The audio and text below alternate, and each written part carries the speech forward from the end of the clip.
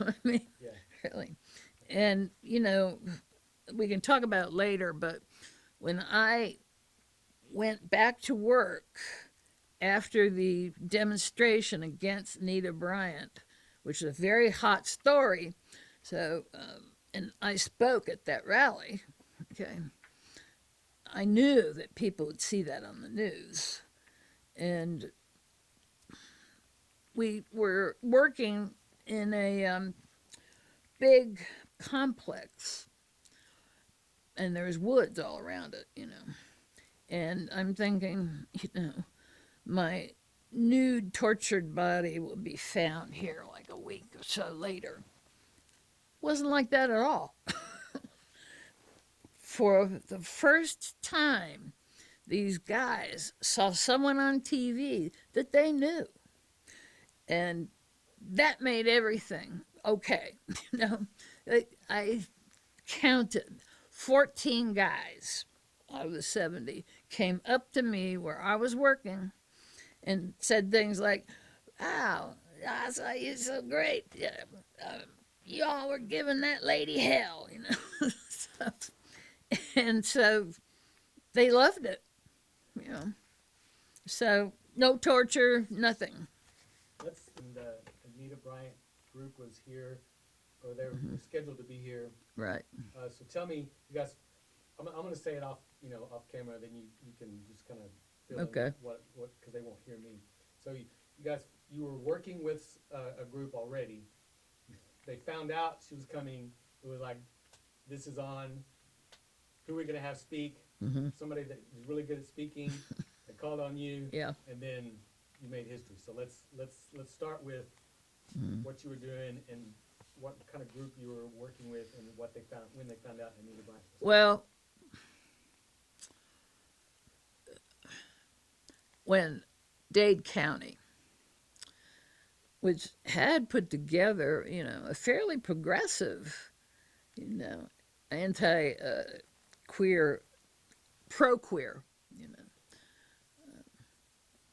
law, it's not law, but it's for Dade County, and it made several things that are anti-queer illegal. Well, seize that, seize that, and Anita Bryant, the former Miss whatever and Orange Juice Queen and all that. And she's like builds this group called Save Our Children, Save Our Children. The Homo Menace, basically. And she got so much traction out of that. It was a mini. His orangeness is what I call him. So she got this is a hot story. There were 3 networks. ABC, NBC, CBS, and you want a story with legs so that you can keep going, keep going, keep going. And that gave her greater access to people watching the news or, and being in Life magazine and stuff. And she was coming to the Georgia, the Baptist, the National Baptist Convention, and it was at the World Congress Center.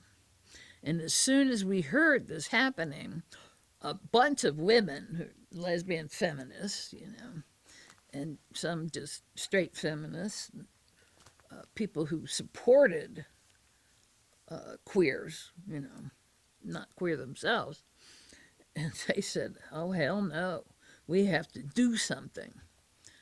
And I remember meetings where, like, Jerry Piscom, the bar owner, okay, he said, "Well, what we should do is get a billboard and say, we protest Anita Bryant's presence in our city." And the women are going, "What?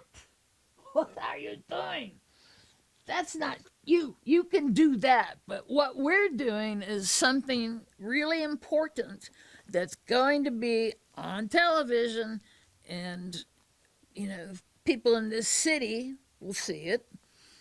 And you know, when I spoke, we organized the demo. Okay, mostly women, some men. You know, the Workers' World Party here in Atlanta. They got their men to do everything, and the women come out too. Um, there was only one gay man that I knew who was in Workers' World here, Jim Harlow. And, you know, we worked with them. We worked with,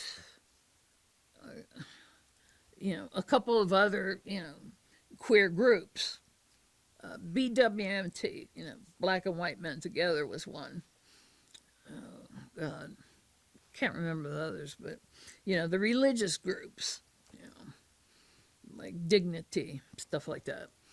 All right, so we had, they say 2,000 people, and I say it was more like 3 to 4,000, you know, based on demos that I had seen and the numbers that had been calculated.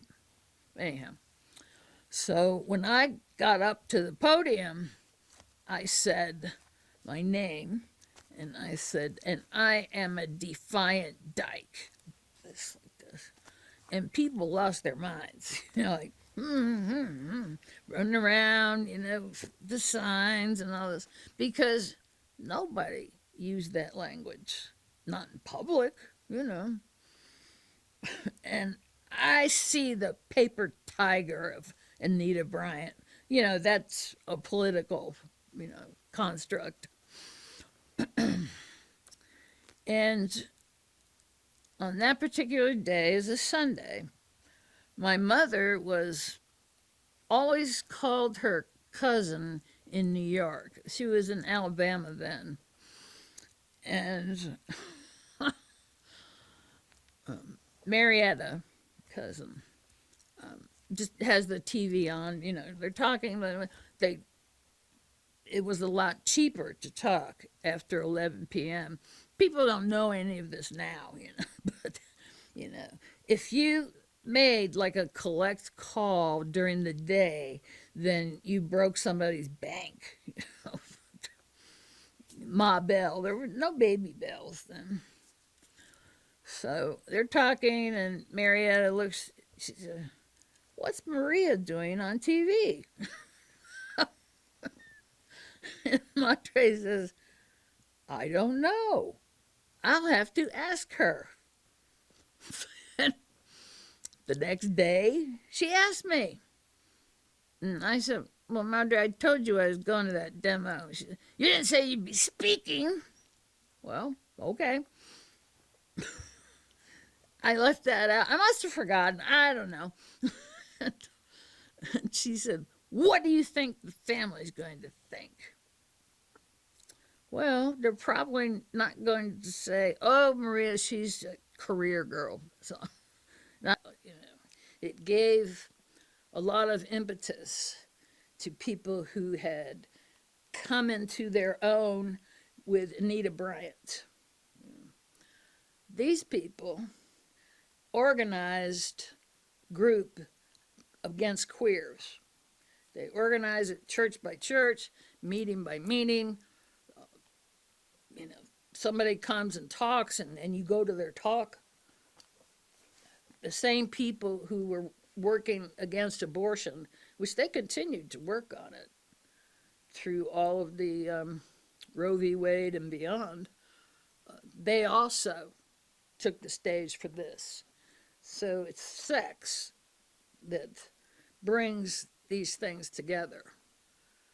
And when queers don't, and mostly men, don't see that sex is part of queer liberation, queer stuff,